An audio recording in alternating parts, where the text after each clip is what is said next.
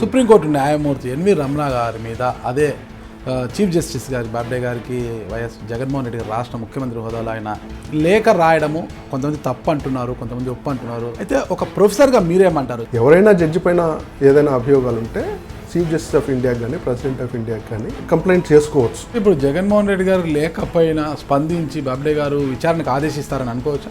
అంటే ఈ విచారణకు ఆదేశించడం అనేది ఆయన విచక్షణ అధికారం.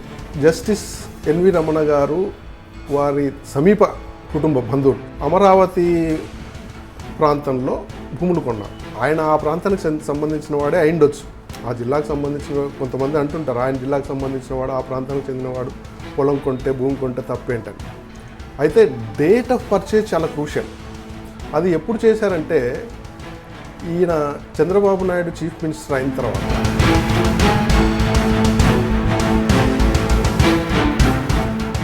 జగన్మోహన్ రెడ్డి ప్రభుత్వం తీసుకున్న నిర్ణయాలకు వ్యతిరేకంగా అనేక ఆర్డర్లు వచ్చేలాగా ఆ జడ్జెస్ ఎవరైతే ఫేవరబుల్గా ఇంతకుముందు రీజింగ్కి ఉంటారో ఈయనకు వ్యతిరేకంగా ఉండే జడ్జెస్ని ఒక జడ్జి కాన్స్టిట్యూట్ చేసి అంటే రోస్టర్ని ఇన్ఫ్లుయెన్స్ చేసినాడు అనేది రెండోది. తప్పని చాలా మంది వాదిస్తున్నారు. జగన్మోహన్ రెడ్డి గారి మీద కేసులు ఉన్నాయి కాబట్టి ఆ కేసులు చేసుకోవడానికి కేంద్రం సపోర్ట్ చేస్తుంది. జగన్మోహన్ రెడ్డి గారి మీద కేసులు ఉన్నాయి, సిబిఐ కోర్టు విచారణ జరుపుతుంది. కేసులున్న వ్యక్తి ఫిర్యాదు చేయడం ఏంటంటారు? ఇప్పుడు కేసులున్న వ్యక్తి ఫిర్యాదు చేయకూడదని ఎక్కడ లేదు. మోరోవర్ చట్టమే క్లియర్గా చెప్తుంది an accused is presumed to be innocent until the guilt is proved. Jaganmohan Reddy గారిని శిక్షించాలి, అసలు న్యాయ వ్యవస్థ కీర్తిని కించపరుస్తూ లేఖ రాయడం ఏంటి, న్యాయస్థానం యొక్క సమయాన్ని వృధా చేస్తున్నాడు, ఆయన మీద చర్యలు తీసుకోండి అంటూ కొంతమంది న్యాయవాదులంతా కూడా బార్ కౌన్సిల్లో కూడా విభాగాలుగా విడిపోయి మరీ డిమాండ్ చేస్తున్నారు కదా. ఆయన పైన ఒకవేళ రేపు పొద్దున ఇవన్నీ ఈయన అభియోగాలు కరెక్ట్ కాదని ఎంక్వైరీలో తేలితే జస్టిస్ రమణ గారికి యాజ్ ఎ వ్యక్తిగా, యాజ్ ఎ జడ్జిగా, లేకపోతే హైకోర్టులో ఉన్న మిగతా జడ్జిలకు వాళ్ళకి హక్కులు ఉన్నాయి కదా. రే మా గౌరవ ప్రతిష్టలకు భంగం కలిగే కంప్లైంట్ చేసినాడు అని డిఫమేషన్ కేసు వేసుకో. రాజశేఖర రెడ్డి గారు కూడా, మోహన్ రెడ్డి గారు అడ్వకేట్ జనరల్గా ఉన్నప్పుడు రాజశేఖర రెడ్డి గారు కూడా ఫిర్యాదు చేస్తారు, జడ్జిల మీద ఫిర్యాదు చేశారు. మేమంతా జడ్జిలమే, అందరూ సమానమే సుప్రీంకోర్టులో, అంతేగాని చీఫ్ జస్టిసే మోనార్క్ కాదనే విధంగా మాట్లాడినారు. జస్టిస్ షల్మేశ్వర్ గారు కూడా బయటకు వచ్చేసారు, కొలీజియం వ్యవస్థ గురించి మాట్లాడారు కదా. అసలు ఈ కొలీజియం వ్యవస్థ అనేది ఏంటి సార్? అసలు హైకోర్టు జడ్జెస్ అపాయింట్మెంటు, వాళ్ళ ప్రమోషను, వాళ్ళ ట్రాన్స్ఫరు, ఇవన్నీ చూసే ఇది కొలీజియం. అది అపాయింట్మెంట్లో కొలీజియం పాత్ర చాలా ప్రధానమైంది. జస్టిస్ రమణ గారు కొలీజియంలో ఉన్నారు, ఎందుకంటే రెండవ సీనియర్ జడ్జి కాబట్టి. అంటున్నారంటే కొంతమంది లెజిస్లేచర్ వర్సెస్ జ్యుడిషియరీ అన్నట్టుగా మారిపోయింది అంటున్నారు. ఒక executive made a complaint against certain judicial officers. Jagan గారు లేకపోయినా సుప్రీంకోర్టు ప్రధాన న్యాయమూర్తి స్పందించని పక్షంలో దీని మీద ఎక్కువ కూడా ప్రెజర్ బిల్డప్ అవుతుంది రోజు రోజుకి. ఈ ప్రెజర్ బిల్డప్ అయినప్పుడు నేరుగా ప్రధానమంత్రి సుమోటోగా స్వీకరించి విచారణకు ఆదేశించే అధికారులు ఎగ్జిక్యూటివ్ సుమోటో ప్రాసెస్ మూవ్ చేయడానికి మన సిస్టంలో అవకాశం లేదు. అంటే జ్యుడిషియరీలో పొలిటికల్ ఇన్వాల్వ్మెంట్ ఉందంటారా?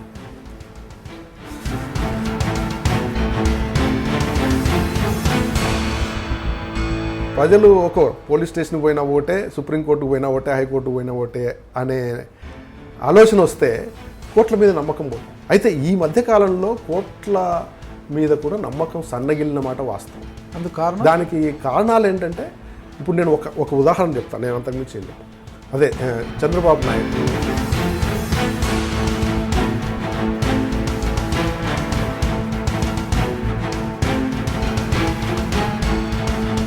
వన్ ఆఫ్ ది జడ్జెస్, అంటే ఇప్పుడు ఎవరైతే ఈ ఆరోపణలు ఎదుర్కొంటున్నారో జడ్జి ఎన్వి రమణ గారు, ఆ ముఖ్యమంత్రి ఉపయోగించిన ఆ లెటర్లోని వర్డ్స్ వర్బేటం పొలిటికల్ ఇన్ఫ్లుయెన్సు కొలీజియం పైన, ఆ తర్వాత అపాయింట్మెంట్స్ పైన ఎట్లా ప్రభావాన్ని చూపుతుందనే దానికి ఒక నిదర్శనం. న్యాయ వ్యవస్థను చంద్రబాబు నాయుడు గారు ప్రభావితం చేస్తున్నారని నేనేమిటా అంటే,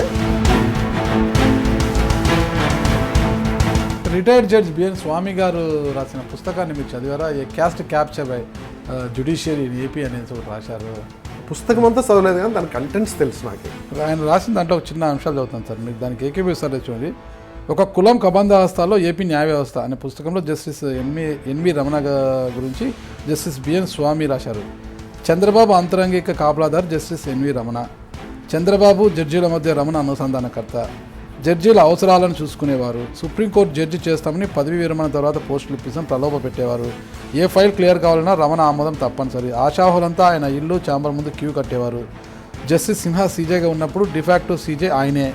మాట వింటుందనే రోహిణిని జడ్జి చేశారు. బాబు రమణల మధ్య బాంధవ్యం ఏమిటో తెలియదు. న్యాయ వ్యవస్థ ప్రయోజనాల కోసం రమణ పనిచేసి ఉంటే పరిస్థితులు మరోలా ఉండేవి. ఏం చేస్తాం, న్యాయ వ్యవస్థ తలరాత మరోలా ఉంది. A caste capture AP judiciary. Nagaraju garu ఈ ప్రశ్న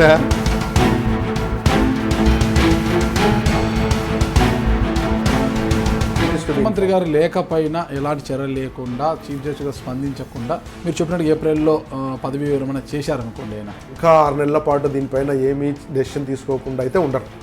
తప్పనిసరిగా ఏదో నిర్ణయం తీసుకుంటారు, అది పబ్లిక్ డొమైన్లోకి వస్తుంది. సుధీర జగన్మోహన్ రెడ్డి గారు ఒక సుప్రీంకోర్టు న్యాయమూర్తిపై ఫిర్యాదు చేయడము అంటే లేఖ రాయడము తప్పు కాదంటారు? నా ఒపీనియన్లో తప్పు కాదు. ఒకవేళ ఇవన్నీ ఏమీ జరగకుండా చీఫ్ జస్టిస్గా ఎన్వి రమణ గారే కూర్చుంటే రాష్ట్ర ముఖ్యమంత్రిగా ఉన్న జగన్మోహన్ రెడ్డి గారికి ఏమైనా ఇబ్బందులు ఉంటాయంటారు? హైపోథెటికల్ క్వశ్చన్కి సమాధానం చెప్పేది కష్టం.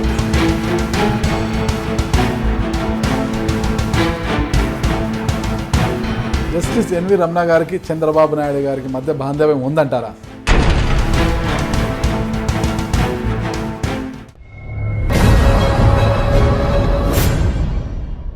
హాయ్. సుప్రీంకోర్టు న్యాయమూర్తిపై సుప్రీంకోర్టు ప్రధాన న్యాయమూర్తి బాబ్డే గారికి రాష్ట్ర ముఖ్యమంత్రి వైఎస్ జగన్మోహన్ రెడ్డి గారు ఫిర్యాదు చేయడం ప్రస్తుతం రాష్ట్ర వ్యాప్తంగానే కాదు దేశవ్యాప్తంగా ఒక సంచలనం రేగుతోంది. అయితే ఇది అలా ఫిర్యాదు చేయడము ఎంత మాత్రం తప్పు కాదని అంటున్నారు అనంతపురం జిల్లా ఎస్కే యూనివర్సిటీ లా విభాగం ప్రొఫెసర్ సాధనగిరి పుల్లారెడ్డి గారు. ప్రస్తుతం ఆయన మనతో ఉన్నారు. ఎందుకు తప్పు కాదని, ఏ ఉద్దేశంతో ఆయన అంటున్నారన్న వివరాలు ఇంటర్వ్యూలో తెలుసుకుంటాం. నమస్కారం సార్. సాధనగిరి వెంకట పుల్లారెడ్డి. చాలా పొడవు సార్ మీ పేరు.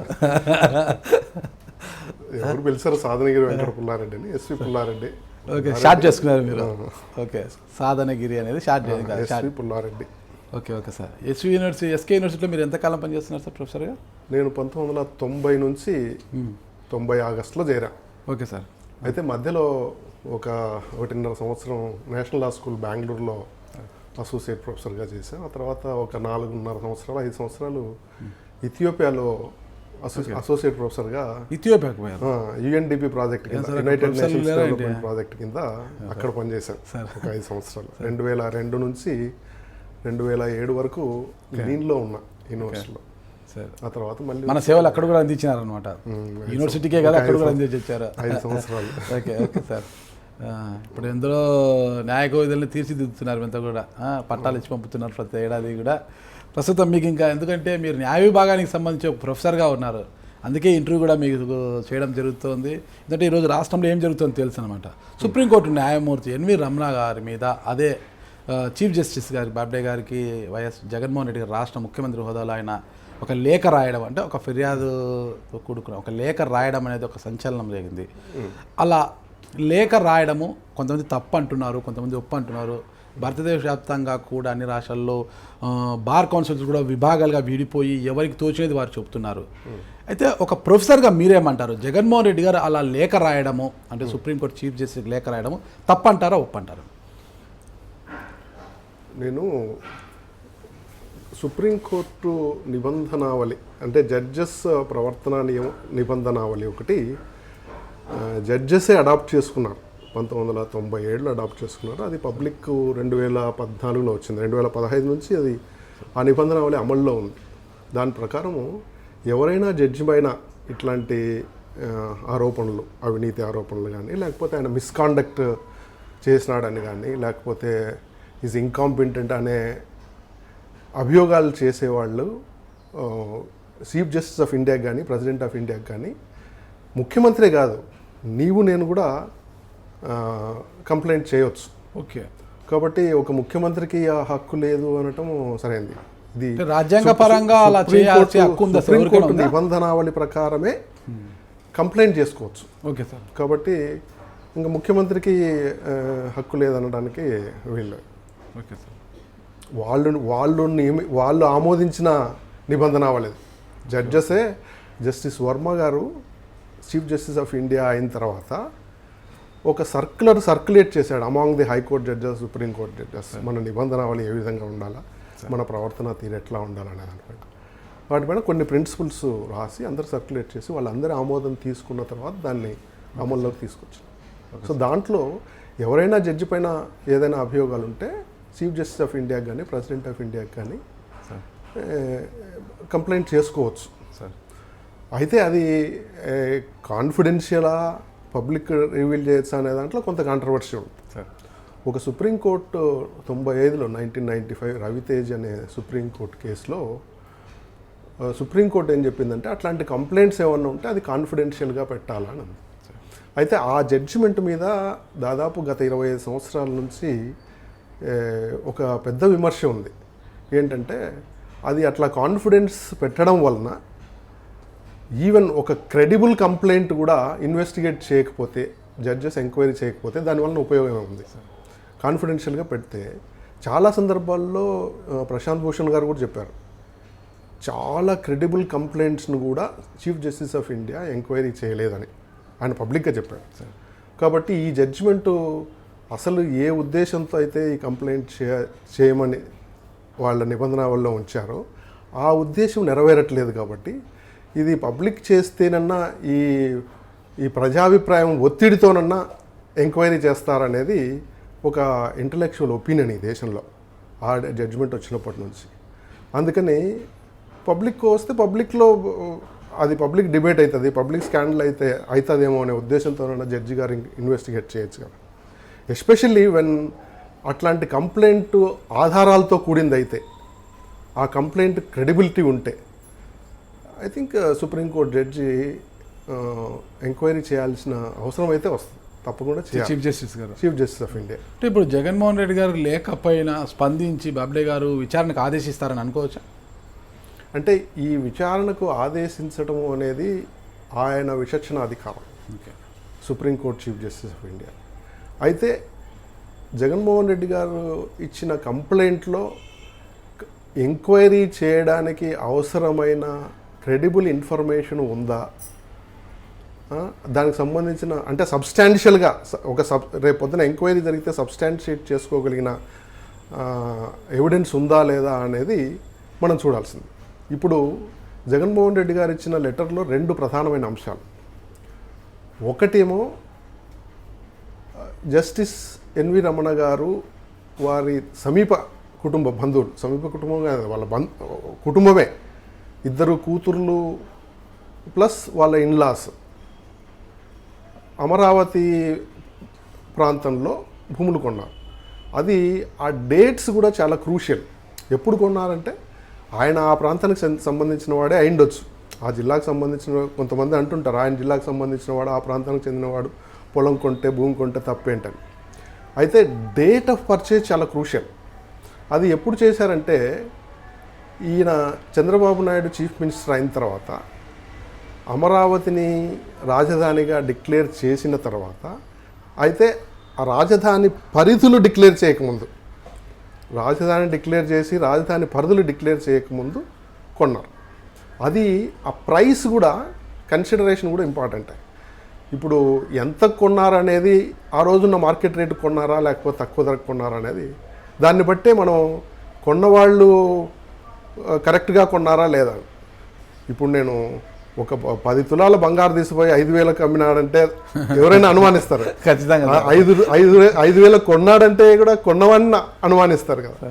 అట్లాగే ఇది చాలా తక్కువ ధరకి, అంటే అంతకు ముందు రాజధాని డిక్లేర్ చేయకముందు ఆ ప్రాంతంలో పొలం రేటు ఏది ఉందో ఆ రేటు కొన్నారు అనేది అభియోగం. అది కేవలం అభియోగం అంటే ఆధారాలు లేకుండా కాదు. ఒక క్యాబినెట్ సబ్ కమిటీ ఏర్పాటు చేసిన ఎంక్వైరీ కమిటీలో తేలింది, అది సిట్ ఎంక్వైరీ కమిటీలో తేలిన తర్వాత దాన్ని బేస్ చేసుకొని కంప్లైంట్ చేశారు, ఎఫ్ఐఆర్ రిజిస్టర్ చేయడానికి చేశారు. కాబట్టి ఇది సబ్స్టాన్షియలా కాదా అంటే ఒక వ్యక్తి పైన అనుమానం క్రియేట్ చేయడానికి క్లౌడ్ ఆఫ్ సస్పిషన్ అంటాం లాలో. ఆ క్లౌడ్ ఆఫ్ సస్పిషన్, ఆయన ఇంటెగ్రిటీ మీద క్లౌడ్ ఆఫ్ సస్పిషన్ వచ్చే అవకాశం ఉన్న కంప్లైంట్ ఒక విషయం. ఇంకో విషయం ఏంటంటే జస్టిస్ ఎన్వి రమణ గారు ఇప్పుడు second to chief justice of India సీనియారిటీలో. ఆ కారణంగా ఆయన కొలీజియంలో కూడా మెంబర్, ఓకే. సుప్రీంకోర్టు కొలీజియంలో కూడా మెంబర్. కొలీజియం. కొలీజియంలో మెంబర్ కాబట్టి నేను మళ్ళీ కొలీజియం అంటే ఏంటో మరేది చెప్తాను. ఆ స్థానంలో ఉండబట్టి ఆయన he is influencing the roster in the high court of Andhra Pradesh. High court of Andhra Pradesh ఆయన parent institution. Okay. NV Ramana garu ఇక్కడ నుంచే హైకోర్టు జడ్జి అయినారు. ఆ తర్వాత వేరే చోట పనిచేసి ఆ తర్వాత సుప్రీంకోర్టు జడ్జి అయినారు. కాబట్టి ఆయనకున్న పొజిషన్ని ఉపయోగించి ఇక్కడ రోస్టర్ని ఇన్ఫ్లుయెన్స్ చేసి జగన్మోహన్ రెడ్డి ప్రభుత్వం తీసుకున్న నిర్ణయాలకు వ్యతిరేకంగా అనేక ఆర్డర్లు వచ్చేలాగా ఆ జడ్జెస్ ఎవరైతే ఫేవరబుల్గా ఇంతకుముందు రిజ్యూమ్కి ఉంటారో ఈయనకు వ్యతిరేకంగా ఉండే జడ్జెస్ని ఒక జడ్జి కాన్స్టిట్యూట్ చేసి అది దానికి ఆయన రెస్పాన్సిబుల్ అని, అంటే రోస్టర్ని ఇన్ఫ్లుయెన్స్ చేసినాడు అనేది రెండవది. ఈ రోస్టర్ అనేది నిజంగా ఈ రెండు అభియోగాలు, ఇది ఆయన దీనికి సంబంధించిన నిజంగా అంటే ఇవి చాలా తీవ్రమైన అభియోగాలు. ఒక ముఖ్యమంత్రి స్థాయిలో ఉన్న వ్యక్తి ఈ అభియోగం చేశారు. వాటిని నిరూపించడానికి నిజంగా ఆధారాలు ఆయన ఇచ్చిన కంప్లైంట్లో ఉన్నాయా లేదా అనేది వేరే విషయం. బట్ విచారణ అయితే జరిపించడానికి అవకాశం ఉన్నది. రేపు పొద్దున విచారణ జరిగితే ఏం చెప్తారు, నిజంగా ఆధారాలు సరిపోతాయా లేదని అది వేరే విషయం. అయితే నేనేమంటా అంటే చీఫ్ జస్టిస్ ఆఫ్ ఇండియా ఈ కంప్లైంట్స్ని బేస్ చేసుకొని ఎంక్వైరీ చేయించడానికి ఆర్డర్స్ ఇవ్వడానికి మాత్రం అనువైన ఆధారాలు అయితే ఉన్నాయి. అందుకని ముఖ్యమంత్రి గారు చేసినది తప్పని నేను అనుకోవట్లేదు. అంటే కానీ తప్పని చాలా మంది వాదిస్తున్నారు కదా. జగన్మోహన్ రెడ్డి గారి మీద కేసులు ఉన్నాయి కాబట్టి ఆ కేసుల నుంచి ఇది చేసుకోవడానికి కేంద్రం సపోర్ట్ చేస్తుంది. జగన్మోహన్ రెడ్డి గారి మీద కేసులు ఉన్నాయి, సిబిఐ కోర్టు విచారణ జరుపుతుంది. కేసులున్న వ్యక్తి ఫిర్యాదు చేయడం ఏంటంటారు? ఇప్పుడు కేసులున్న వ్యక్తి ఫిర్యాదు చేయకూడదని ఎక్కడ లేదు. మోరోవర్ మన చట్ట ప్రకారము ఎవరైనా అభియోగాలు ఫేస్ చేస్తున్న వ్యక్తి ఆయన దోషి కాదు. మోరోవర్ చట్టమే క్లియర్గా చెప్తుంది, an accused is presumed to be innocent until the guilt is proved. ఆయన పైన ఎవరిపైనైనా ఎట్లాంటి అభియోగమైనా మోపచ్చు. నా పైన దేశద్రోహం కేసు పెట్టవచ్చు, అభియోగమే అది. ఒక ప్రొఫెసర్ పైన దేశద్రోహం పెట్టిన కేసులు ఉన్నాయి. ఓకే, అట్లా కాబట్టి ఆయన దేశద్రోహి అయిపోడు కదా మనం అభియోగం మోపినంత మాత్రాన. కాబట్టి అట్లాంటి వ్యక్తి చేసే అభియోగాలకి దానికి బలం ఉండదు అంటే ఎట్లా అవుతాం. ఆయనకు కంప్లైంట్ చేయడానికి అవసరమైన సబ్స్టాన్షియేట్ చేసుకోగలిగిన ఆధారాలు ఉన్నాయా లేదా అనేది ముఖ్యం. కానీ ఆయన పైన కేసులు ఉన్నాయి కాబట్టి ఆయన చేయకూడదు అనేది కరెక్ట్ కాదు, లీగల్గా కూడా. అసలు జగన్మోహన్ రెడ్డి గారిని శిక్షించాలి, అసలు న్యాయ వ్యవస్థ కీర్తిని కించపరుస్తూ లేఖ రాయడం ఏంటి, న్యాయస్థానం యొక్క సమయాన్ని వృధా చేస్తున్నాడు, ఆయన మీద చర్యలు తీసుకోండి అంటూ కొంతమంది న్యాయవాదులంతా కూడా బార్ కౌన్సిల్లో కూడా విభాగాలుగా విడిపోయి మరీ డిమాండ్ చేస్తున్నారు కదా. చర్య తీసుకోవాలనే వాళ్ళు ఉన్నారు, ఆయన చేసింది కరెక్ట్ అనే వాళ్ళు ఉన్నారు. ఇప్పుడు బయట జరిగే ఇట్లాంటి కాంట్రవర్సీ అంటే పొలిటికల్లీ మోటివేటెడ్ ఉండొచ్చు, అటువైపు ఉండొచ్చు ఇటువైపు ఉండొచ్చు. నేను యాజ్ ఏ ప్రొఫెసర్గా అకాడమిక్గా లీగల్గా చట్ట ప్రకారం ఆయనకు హక్కు ఉందా లేదా అని మాత్రమే చెప్పగలను. ఆయన పైన ఒకవేళ రేపొద్దున ఇవన్నీ ఈయన అభియోగాలు కరెక్ట్ కాదని ఎంక్వైరీలో తేలితే జస్టిస్ రమణ గారికి యాజ్ ఎ వ్యక్తిగా, యాజ్ ఎ జడ్జిగా, లేకపోతే హైకోర్టులో ఉన్న మిగతా జడ్జిలకు వాళ్ళకి హక్కులు ఉన్నాయి కదా. మా గౌరవ ప్రతిష్టలకు భంగం కలిగే కంప్లైంట్ చేసినాడు అని డిఫమేషన్ కేసు వేసుకోవచ్చు. అప్పుడు ఈయనకు కూడా దాన్ని డిఫెండ్ చేసుకునే అవకాశం ఉంది. అది truth and public interest is one of the defences available. అట్లా కేసులు ఏమన్నా జగన్ పైన ఈ జడ్జెస్ రేపు పొద్దున పెట్టినా in the interest of public నేను చేశాను కామెంటు, అది నిజము అని డిఫెండ్ చేసుకుని, అంటే there will be A debate on that. కోర్టులో ఆయన డిఫెండ్ చేసుకునే హక్కులు ఉన్నాయి, వీళ్ళకి హక్కు ఉంది, ఆయనకు హక్కు ఉంది. ఏం తేలుతుందో తేలని. అసలు భారతదేశ చరిత్రలో ఎప్పుడైనా ఇలాంటి సంఘటన ఉన్నాయి సార్? అంటే జడ్జిల మీద ఫిర్యాదు చేయడం అనేటివి ఏమైనా జరిగాయి సార్? ఇదే మొదటిసారి అంటే ఉన్నాయి. నేను ఈ కాంట్రవర్సీ అయిన తర్వాత చూసాను, ఇద్దరు చీఫ్ మినిస్టర్లు, తమిళనాడు చీఫ్ మినిస్టర్ ఒక జస్టిస్ వీరస్వామి మీద ఈ అవినీతి ఆరోపణలపైన కంప్లైంట్ చేశాడు. అసలు ఎఫ్ఐఆర్ కూడా రిజిస్టర్ అయింది. మన రాష్ట్రంలో కూడా దామోదరం సంజీవయ్య గారు ముఖ్యమంత్రిగా ఉన్నప్పుడు, అంటే వ్యక్తుల మీద కంప్లైంట్ కాదని హైకోర్టు మొత్తం మీద ప్రభుత్వానికి వ్యతిరేకంగా వస్తుంది కంప్లైంట్లు అయితే ఉన్నాయి. రాజశేఖర రెడ్డి గారు కూడా, మోహన్ రెడ్డి గారు అడ్వకేట్ జనరల్గా ఉన్నప్పుడు రాజశేఖర రెడ్డి గారు కూడా ఫిర్యాదులు చేస్తారు, జడ్జిల మీద ఫిర్యాదు చేశారు. చేసినారు. అట్లా మన అంతెందుకు అసలు సుప్రీంకోర్టు చీఫ్ జస్టిస్ మీద సుప్రీంకోర్టులో పనిచేస్తున్న తన సహచర జడ్జిలు 4 బయటకు వచ్చి ఈ రోస్టర్కి సంబంధించిన దాని మీద పెద్ద చర్చ జరిగింది కదా, బయట పబ్లిక్లో చెప్పారు. రాజకీయంగా పొలిటికల్గా చాలా ఇంపార్టెంట్ కేసుల్ని సీనియర్ జడ్జెస్ని కాదని వేరే బెంచెస్కు వేస్తున్నారు, ఇది రోస్టరు మేమంతా జడ్జిలమే, అందరూ సమానమే సుప్రీంకోర్టులో, అంతేగాని చీఫ్ జస్టిసే మోనార్క్ కాదనే విధంగా మాట్లాడినారు జడ్జెస్. అదంతా పబ్లిక్లో ఉంది. కాబట్టి ఈ రోస్టర్ పైన అంటే ఎట్లా అంటే ఏ జడ్జి రోస్టర్ అంటేనే ఒక చెప్తాను, రోస్టర్ అంటే ఏ జడ్జి ఏ కేసులు విచారించాలా అనేది నిజంగా ఇది చాలా కీలకమైన పవర్. ఇప్పటివరకు ఏంటంటే supreme court chief justice is the master of the roster అని, ఆయన విచక్షణ అధికారం ఎవరికి ఏ కేసు ఇవ్వాలని. అయితే దానికి కొన్ని సాంప్రదాయాలు చాలా ఏళ్ళ నుంచి సుప్రీంకోర్టు ఉన్నప్పటి నుంచి ఆ సాంప్రదాయాలకు కూడా ఆ చరిత్ర ఉంది. అంటే సీనియర్ మోస్ట్ జడ్జెస్ని కాదనకుండా ఏమైనా ఇంపార్టెంట్ కేసులు ఉంటే సీనియర్ జడ్జెస్కి వాళ్ళకి ఉన్న ఎక్స్పీరియన్స్ దృష్ట్యా వాళ్ళకి ఇవ్వాలనేది ఒకటి ఉంది. ఆ విధంగా ఆ కన్వెన్షన్స్ ప్రకారం జరిగినంత కాలం కాంట్రవర్సీ లేదు. ఎప్పుడైతే ఆ కన్వెన్షన్స్ని ఓవర్టేక్ చేసి చేసినప్పుడే ఈ కాంట్రవర్సీలు వస్తున్నాయి. అది కాక పొలిటికల్లీ సెన్సిటివ్ కేసుల్ని ఓన్లీ ఒక సెట్ ఆఫ్ జడ్జెస్కు ఇవ్వడం వలన అవి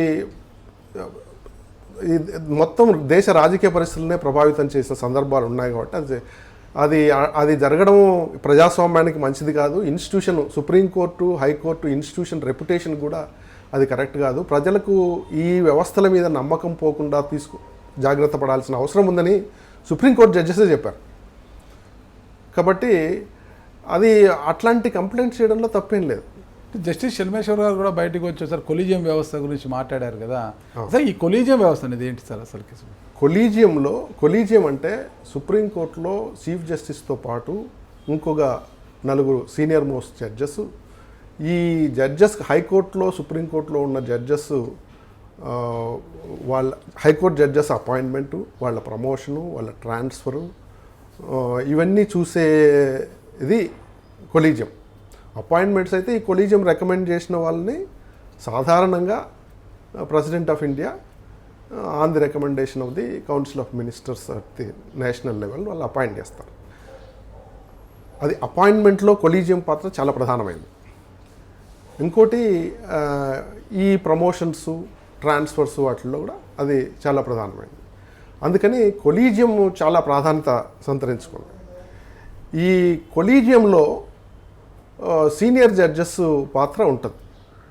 కాబట్టి ఈ జడ్జెస్ పొలిటికల్గా ఇన్ఫ్లుయెన్స్ అయ్యే పరిస్థితి ఉంటే మన దేశంలో హైకోర్టులో, సుప్రీంకోర్టులో అపాయింట్ కాబోయే జడ్జెస్ ఇంటెగ్రిటీ వాటిపైన ప్రభావం చూపిస్తుంది. అంటే ఒక జనరేషన్ ఆఫ్ జడ్జెస్ వాళ్ళ అపాయింట్మెంట్స్, వాళ్ళ ప్రమోషను, వాళ్ళ ట్రాన్స్ఫర్కి సంబంధించినవన్నీ కొలీజియమే అపాయింట్ చేస్తుంది అని చెప్పట్లే నేను. కానీ కొలీజియం పాత్ర చాలా ప్రధానమైంది. ఎందుకంటే ఈ కొలీజియం వ్యవస్థ మీద విమర్శలు వచ్చినాయి. ట్రాన్స్పరెన్సీ లేదు, జడ్జెస్ ఫ్యామిలీస్కి సంబంధించిన వాళ్ళనే అపాయింట్ చేస్తున్నారు. ఎందుకంటే చంద్రచూడ్ అపాయింటెడ్, నారిమన్ అపాయింటెడ్, చాలామంది వాళ్ళ ఫ్యామిలీస్ సుప్రీంకోర్టు జడ్జెస్ ఫ్యామిలీస్కి సంబంధించిన వాళ్ళే అపాయింట్ అవుతూ వస్తున్నారని ఆ కొలీజియం నిర్ణయాల్లో ట్రాన్స్పరెన్సీ లేదని దేశవ్యాప్తంగా పెద్ద చర్చ జరిగింది. ఆ చర్చ తర్వాత national judicial appointment commission act అని ఒక యాక్ట్ తీసుకొచ్చారు నేషనల్ పార్లమెంట్లో. తీసుకొచ్చిన తర్వాత ఆ నేషనల్ జ్యుడిషియల్ అపాయింట్మెంట్స్ కమిషన్లో ఎవరు సభ్యులుగా ఉండాలనే దాంట్లో కొద్దిగా కాంట్రవర్సీ జరిగింది. అయితే ఆ చట్ట ప్రకారము ఆ నేషనల్ జ్యుడిషియల్ అపాయింట్మెంట్స్ కమిషన్లో కేంద్ర ప్రభుత్వాన్ని మాట చెల్లే రకంగా ఆ కమిషన్ కాన్స్టిట్యూట్ అవుతుంది ఆ చట్ట ప్రకారం. కాబట్టి దీనివల్ల సుప్రీంకోర్టు, హైకోర్టు అటానమీకి దెబ్బ తగులుతుంది. అందుకని సుప్రీంకోర్టు ఆ యాక్ట్ని కొట్టేసిన తర్వాత ఇప్పుడు మళ్ళీ కొలీజియం వ్యవస్థ ఇంకా బలమైంది. అంటే ఈరోజు కొలీజియం వ్యవస్థకు ప్రాధాన్యత పెరిగింది. కాబట్టి అట్లాంటి అతి ముఖ్యమైన అసలు దేశ న్యాయ వ్యవస్థనే ప్రభావితం చేయగలిగే అటంతటి ప్రాధాన్యత ఈరోజు కొలీజియంకు ఉంది. కాబట్టి అలాంటి కొలీజియంలో ఉంటున్న జడ్జెస్ ఇంటెగ్రిటీ, వాళ్ళ honesty, it matters a lot in the judiciary.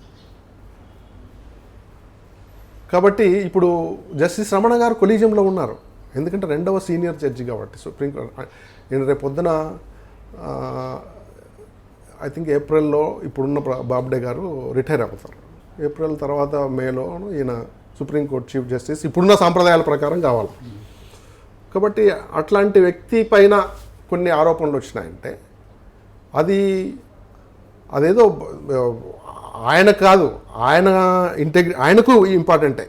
అంటే ఎవరైనా జడ్జిగా పోయేటప్పుడు తన మీద ఏం మరకలు లేకుండా, క్లౌడ్ ఆఫ్ సస్పిషనే లేకుండా చీఫ్ జస్టిస్గా ఉంటే మొత్తం ప్రజలు ఆ ఇన్స్టిట్యూషన్ మీద నమ్మకం కలుగుతారు. కాబట్టి తనకు మేలు, మొత్తం జ్యుడిషియరీకి కూడా, ఒక ఇన్స్టిట్యూషన్ ఆఫ్ జ్యుడిషియరీకి కూడా, సుప్రీంకోర్టుకు హైకోర్టుకు కూడా ఈ ఇన్స్టిట్యూషనల్ ఇంటెగ్రిటీని కాపాడాలా, తన ఇంటెగ్రిటీని కాపాడుకోవడానికి కూడా ఐ థింక్ ఇట్లాంటి అభియోగాలు వచ్చినప్పుడు తనే వాలంటరీగా ఇన్వెస్టిగేషన్కు సజెస్ట్ చేస్తే ఇంకా బాగుంటుంది. లేకపోతే చీఫ్ జస్టిస్ మాత్రం తప్పనిసరిగా ఐ థింక్ ఈ 2 గ్రౌండ్స్ మీద when there is a documentary proof submitted by chief minister. ఇది చాలామంది ఒక రాజశేఖర రెడ్డి వర్సెస్ రమణానో, లేకపోతే రాజశేఖర రెడ్డి వర్సెస్ హైకోర్టులో కొంతమంది జడ్జెస్, జగన్మోహన్ రెడ్డి వర్సెస్ అనుకుంటున్నారు, కానీ అటు కాదు. కానీ ఇక్కడ ఏమంటున్నారంటే కొంతమంది లెజిస్లేచర్ వర్సెస్ జ్యుడిషియరీ అన్నట్టుగా మారిపోయింది అంటున్నారు. ఇప్పుడు ఆయన అంటే అలా చూడొచ్చా, లెజిస్లేచర్ వచ్చేసి జ్యుడిషియరీగా చూడొచ్చా దీన్ని, లేదంటే లేదు కదా. అసలు లెటర్లో ఫస్ట్లోనే అసలు ఇన్స్టిట్యూషన్స్ వీటి మధ్య ఉండాల్సిన సమన్వయాన్ని, సమతుల్యాన్ని క్లియర్గా మెన్షన్ చేసిన లెటర్లోనే. ఇట్ ఈస్ నెససరీ, ఈ ఇన్స్టిట్యూషన్స్ మధ్య సమతుల్యత ఉండాల్సిన అవసరం ఉంది. ఎవరి బౌండరీస్లో మన రాజ్యాంగంలో ఈ డివిజన్ ఆఫ్ పవర్స్ ఉంది. అంటే ఎగ్జిక్యూటివ్కి ఏం పవర్స్ ఉన్నాయి, లెజిస్లేచర్కి ఏం పవర్స్ ఉన్నాయి, జ్యుడిషియరీకి ఏం పవర్స్ ఉన్నాయి. లెజిస్లేచర్కి చట్టాలు చేసే పని, ఎగ్జిక్యూటివ్కి వాటిని అమలు చేసే పని, సుప్రీంకోర్టు అవి అమలు సరిగా ఉన్నాయా లేదని ఓవర్సీ చేసే పని. అవసరమైతే ఆ 2 చేసిన నిర్ణయాలని ఈవెన్ అడ్డుకునే హక్కు కూడా జ్యుడిషియల్ రివ్యూ ద్వారా సుప్రీంకోర్టుకు, హైకోర్టుకు ఉన్నాయి. కాబట్టి ఈ బ్యాలెన్స్ మెయింటైన్ చేయాలని, ఆ బ్యాలెన్స్ కోసం అట్లాగే జ్యుడిషియల్ అటానమీని గౌరవిస్తానని ఫస్ట్లోనే ఇంట్రడక్షన్ టు ది లెటర్లోనే మెన్షన్ చేసినారు జగన్ గారు. కాబట్టి ఇది ఆ కాంట్రవర్సీగా తీసుకోకూడదు. అయితే ఆ ఇంటెగ్రిటీని, జ్యుడిషియల్ అటానమీని, ఇండిపెండెన్స్ని కాపాడడం కోసమే వాటికి భంగం కలుగుతున్నాయి కాబట్టి నేను లెటర్ రాస్తున్నాను అంటున్నాడు. కాబట్టి అది ఒక లెజిస్లేచర్ వర్సెస్ జ్యుడిషియరీ కాదు. అది ఒక executive made a complaint against certain judicial officers. హౌస్ ఇప్పుడు ఎంత మన చట్టంలో ఏం చెప్తుంది, article 14 of the Indian constitution, all are equal before law, however high you may be. అది రూల్ ఆఫ్ లా అంట. రూల్ ఆఫ్ లాలో పెద్దవాళ్ళకు ఒక చట్టము, చిన్నోడికి ఒక చట్టం కాదు. నువ్వు ఎంత పెద్దవాడైనా చట్టం నీ పైన ఉంటుందని, చట్టం కిందనే మనం అందరూ పనిచేయాలి. అది ప్రైమ్ మినిస్టర్ అయినా, ప్రెసిడెంట్ ఆఫ్ ఇండియా అయినా, చీఫ్ జస్టిస్ ఆఫ్ ఇండియా అయినా, సీనియర్ మోస్ట్ సుప్రీంకోర్టు జడ్జి అయినా. కాబట్టి అందరికీ సమానమే. అభియోగం వచ్చినప్పుడు ఫేస్ చేయాలా, అభియోగాలు వచ్చినప్పుడు నిరూపించుకొని. ఒకటేమంటారంటే, మీరు ఎవరైనా కంప్లైంట్ చేయొచ్చు, సుప్రీంకోర్టు జడ్జెస్ పైన, హైకోర్టు జడ్జెస్ పైన కంప్లైంట్ చేయొచ్చు. అయితే వాళ్ళు పబ్లిక్గా వాటిని డిఫెండ్ చేసుకునే స్థాయితో సంబంధం లేకోకుండా మనము ఫిర్యాదు చేసే హక్కు ఉంది అనేది రాజ్యాంగంలో ఉందా సార్? అలా ఇప్పుడు ఇంపీచ్మెంట్ ప్రాసెస్ ఒకటి ఉంది మనకి. ఒక జడ్జిని, హైకోర్టు జడ్జిని, సుప్రీంకోర్టు జడ్జిని అంత సులభంగా తీసేయడానికి లేదు. మన చట్ట ప్రకారం ఏంటంటే, రాజ్యాంగంలో ఇంపీచ్మెంట్ ప్రొసీజర్ ఉంది. ఒక సుప్రీంకోర్టు జడ్జిని కానీ, హైకోర్టు జడ్జిని కానీ తీసేయాలంటే ఇంపీచ్మెంట్ ప్రాసెస్ అని ఒకటి ఉంది. ఆ ప్రాసెస్ ప్రకారం ఏంటంటే, 50 మంది రాజ్యసభ సభ్యులు అయినా కానీ, 100 మంది లోక్సభ సభ్యులు కానీ first impeachment process motion move చేయాలి, సంతకం పెట్టాలి. వాళ్ళు సంతకం పెట్టి దాన్ని 50 మంది అయితే రాజ్యసభలో, 100 మంది అయితే లోక్సభలో ఆ మోషన్ మూవ్ చేయాలి. లోక్సభలో అయితే స్పీకరు ఓకే, ఒక సబ్స్టాన్స్ ఉంది, దీనిపైన ఎంక్వైరీ చేయాలని ఎంక్వైరీ కమిటీ వేయచ్చు. అది ముగ్గురు వ్యక్తులతో లోక్సభ స్పీకర్ కానీ ప్రధాని గారు సుముటోగా తీసుకొని ఎంక్వైరీ కమిటీకి ఇచ్చే అవకాశం ఏమైనా ఉందంటారా? ఒకవేళ సుప్రీంకోర్టు జగన్ గారు లేకపోయినా సుప్రీంకోర్టు ప్రధాన న్యాయమూర్తి స్పందించని పక్షంలో దీని మీద ఎక్కువ కూడా ప్రెజర్ బిల్డప్ అవుతుంది రోజు రోజుకి. ఈ ప్రెజర్ బిల్డప్ అయినప్పుడు నేరుగా ప్రధానమంత్రి సుముటోగా స్వీకరించి విచారణకు ఆదేశించే అధికారం లేదంటారా? ఎగ్జిక్యూటివ్ సువమోటో ప్రాసెస్ మూవ్ చేయడానికి మన సిస్టంలో అవకాశం లేదు. అందుకే ఇప్పుడు ఎప్పుడైతే ఇట్లాంటి అలిగేషన్స్ పబ్లిక్లో వస్తాయో, ఒక పబ్లిక్ స్కాండల్ అవుతుందో, అప్పుడే పార్లమెంట్ సభ్యులు సంతకం పెట్టడానికి ముందుకు వస్తారు. లేకపోతే వాళ్ళంతకు వాళ్ళు ఈ రెండు కారణాలతో ఎప్పుడు ఇంపీచ్మెంట్ మోషన్ ఎప్పుడు మూవ్ చేస్తారంటే, ఒకటి డాక్యుమెంటరీ ఎవిడెన్స్ ఆఫ్ కరప్షను, స్కాండలు, లేకపోతే దుష్ప్రవర్తన, మిస్కాండక్ట్ అంటాం, జ్యుడిషియల్ మిస్కాండక్ట్, వీటికి సంబంధించిన ఆధారాలు ఉండి ఒక పార్లమెంట్ మెంబర్ దగ్గరికి పోతే వాళ్ళు సంతకం పెడతారు. అసలు ఈ ఎవిడెన్స్ కంటే ప్రధానంగా ఈరోజు పార్లమెంట్ మెంబర్స్ రాజ్యసభ సభ్యుడు కానీ లోక్సభ సభ్యుడు కానీ సంతకం పెట్టడానికి ఎప్పుడు వస్తారంటే, ఓహో ప్రజల్లో ఇది పెద్ద స్కాండల్ అయింది, మనం దీనిపైన సంతకం పెట్టాలా అనే ఆలోచన మెంబర్స్కి ఎప్పుడు వస్తుంది? అది పబ్లిక్లో డిస్కషన్ జరిగితేనే కదా. చీఫ్ జస్టిస్ ఆఫ్ ఇండియా కాన్ఫిడెన్షియల్గా లెటర్ రాస్తే అసలు పార్లమెంట్ మెంబర్లకు తెలిసే అవకాశమే లేదు కదా. అట్లాంటి లెటర్ పబ్లిక్ వస్తే, పబ్లిక్లో చర్చ జరిగితే, ఓహో ఇది ఏదో పెద్ద ఇవాళ నిజంగా it has become a national debate. Retired supreme court judges మాట్లాడుతున్నారు, bench and bar throughout the country దాని మీద డిస్కషన్ జరుగుతుంది. మీడియా రోజు, నేను హిందూ పేపర్లో ఒక 3 రోజుల నుంచి చూస్తున్నా, ప్రశాంత్ భూషణ్ ఒకరోజు, మద్రాస్ సుప్రీంకోర్టు సీనియర్ లాయర్ ఒక పెద్ద ఆర్టికల్స్ అంతా వస్తున్నాయి. కాబట్టి నేషనల్ డిబేట్ అయితే జరుగుతుంది. కాబట్టి ఇట్లాంటి డిబేట్ జరిగేటప్పుడు సహజంగానే there is a cloud of suspicion. ఇంత డిబేట్ జరుగుతున్నా, ఇంత సంచలనం అయిపోయింది దేశవ్యాప్తంగా. ఇంతవరకు ఏంది చీఫ్ జస్టిస్ అయితే దీని మీద ఏం వ్యాఖ్యలు చేయలేదు, ఎలాంటి చర్యలు తీసుకోలేదు ఇంతవరకు. బహుశా అంటే చీఫ్ జస్టిస్ లెటర్ చూసిన వెంటనే ఆ లెటర్లో ఉన్న సబ్స్టాన్స్ని బేస్ చేసుకొని వెంటనే ఎంక్వైరీ చేయరు. ఎందుకంటే ఇప్పుడు మిగతా ఎవరి మీద అయితే అభియోగం ఉందో ఆ జడ్జిని కూడా పిలిచి విచారిస్తారు. నీ మీద ఇట్లాంటి అభియోగం వచ్చింది అని రిటర్న్గా ఆ జడ్జికి అడుగుతారు. ఈ కన్వెన్షన్ ప్రకారము మీ మీద ఇట్లా అభియోగాలు వచ్చింది, మీరేం చెప్తారని. ఆయన కూడా రిటర్న్గా ఒకటి ఇచ్చిన తర్వాత దాన్ని రెండింటిని చూసి ఆయన ఆఫ్టర్ ఇవన్నీ రెండింటిని చదివి ఈ కంప్లైంట్ ప్లస్ ఆయన రిప్లై చూసిన తర్వాత ఆయన అనుకుంటే తప్పనిసరిగా దీని మీద ఎంక్వైరీ చేయాలనుకుంటే చేస్తారు. అంటే జ్యుడిషియరీలో పొలిటికల్ ఇన్వాల్వ్మెంట్ ఉందంటారా? ఇప్పుడు కొన్ని పొలిటికల్ ఇన్వాల్వ్మెంట్ లేకుండా ఉండే వ్యవస్థ ఈ దేశంలో ఏది లేదు. అయితే సుప్రీంకోర్టు, హైకోర్టు కొంత బెటర్. జడ్జెస్ అపాయింట్మెంట్లో ఇంకా కొంత అటానమీ అయితే ఉంది.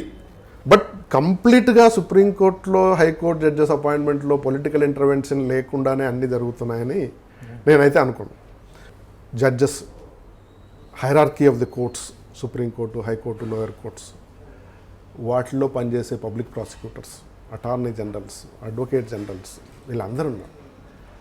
సో ఈ public prosecutors appointments, advocate general appointments, attorney generals appointments, వాటన్నిటిలో పొలిటికల్ ఇంటర్ఫియరెన్స్ అయితే ఉంది. పొలిటికల్ ఇంటర్ఫియరెన్స్ అంటే న్యాచురల్గా ఈ అపాయింట్మెంట్స్ గవర్నమెంట్ అనుకూలమైన వాళ్ళనే ఎందుకంటే ఇప్పుడు పబ్లిక్ ప్రాసిక్యూటర్ అంటే is a representative of the public interest. Public ఇంట్రెస్ట్ని ఎవరు ప్రొటెక్ట్ చేసేవాళ్ళు? ఎగ్జిక్యూటివ్. సో ఎగ్జిక్యూటివ్ అంటే is almost a lawyer to the government. So government appoint చేసే లాయర్, నేను అపాయింట్ చేసే లాయర్ నేనే చూస్ చేసుకుంటా కదా. అట్లాగే గవర్నమెంట్ అపాయింట్ చేసే లాయర్ని గవర్నమెంట్ చూస్ చేసుకుంటారు. అట్లాగే హైకోర్టు జడ్జి, అడ్వకేట్ జనరల్ని కానీ అటార్నీ జనరల్ కానీ అపాయింట్. అంతవరకు it is a tolerable intervention by the government in the judicial system. ఇంకా అదర్ వింగ్స్ ఉన్నాయనుకోండి, పోలీసు, ప్రిజన్ అడ్మినిస్ట్రేషన్, వాటిల్లో న్యాచురల్గానే ఇంటర్వెన్షన్ ఉంటుంది. అయితే హైకోర్టు జడ్జెస్ అపాయింట్మెంట్స్లో, సుప్రీంకోర్టు జడ్జెస్ అపాయింట్మెంట్స్లో ఈ ఇంటర్వెన్షన్ ఉండకూడదు.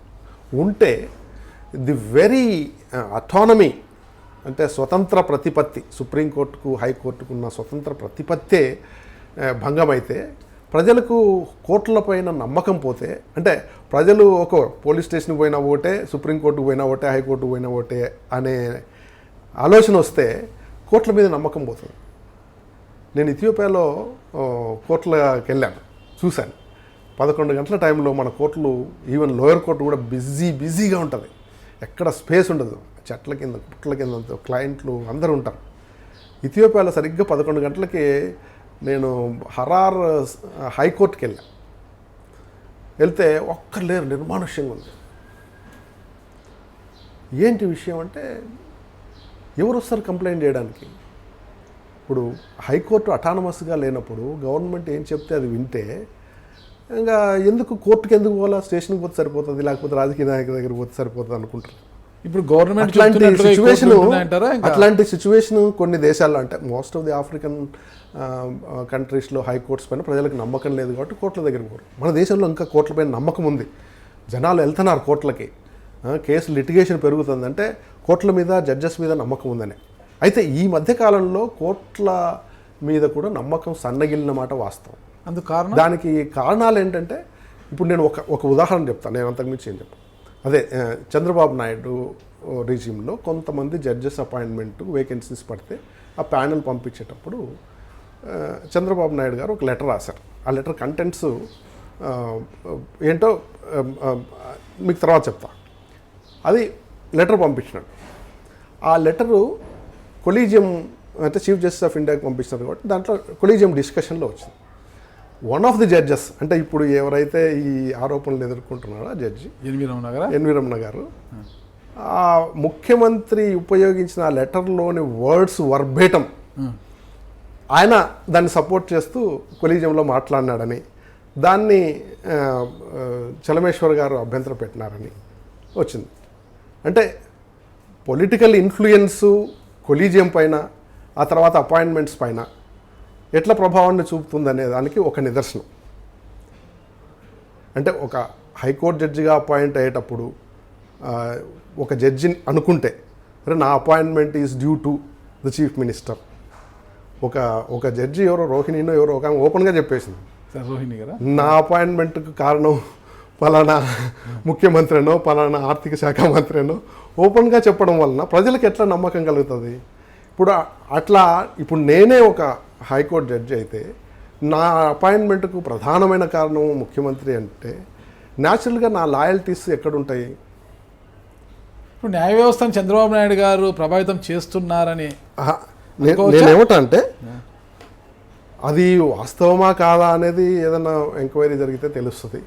అంటే ఎంతమంది జడ్జెస్ ఎట్లా అపాయింట్ అయినారు అనే వాటిపైన ఎప్పుడైనా రేపు పొద్దున భవిష్యత్తులో ఎంక్వైరీ జరిగి ఒక చీఫ్ జస్టిస్ ఆఫ్ ఇండియా జరిగితే దాన్ని విషయాలు బయటపడతాయి. మనం పబ్లిక్లో ఉన్న మాటని ఒక అకాడమిషియన్గా నేను చెప్పలేను. బట్ అయితే వీటన్నిటి వలన, వీటిలో ఏంటంటే ఒక అభియోగం వస్తే దానిపైన వెంటనే విచారణ ఏదైనా జరిగితే ప్రజలకు వాస్తవాలు తెలిస్తే ఇంకా ఈ జ్యుడిషియరీ మీద నమ్మకం, ఇంకా గౌరవం కానీ ఇంకొద్దిగా పెరుగుతుంది. లేకపోతే దానివల్ల తప్పులు ఉన్నాయన్నా కూడా వాళ్ళు సర్దుకోవడానికి అవకాశం ఉంటుంది. అమరావతి భూముల విషయం పైన అక్రమాలు జరిగాయంటూ మంత్రి ఉపసంఘము ఒక నివేదిక ఇచ్చింది, కమిటీ నివేదిక ఇచ్చింది. దాంట్లో అదే మాజీ అడ్వకేట్ జనరల్ దమ్మాలపాటి శ్రీనివాస్ గారు కావచ్చు, ఎన్వి రమణ గారి కుమార్తెలు కావచ్చు, వాళ్ళ సన్నిలాస్ కావచ్చు, వీళ్ళంతా కూడా భూములు కొనుగోలు చేశారు అనేది ఆ రోజు కేసు కోర్టుకు కూడా వెళ్తుంది. కోర్టు స్టే ఇచ్చింది కదా దాన్ని, హైకోర్టు. ఇప్పుడు చాలా విషయాల్లో ప్రభుత్వానికి వ్యతిరేకంగా ఆర్డర్స్ వచ్చినాయి.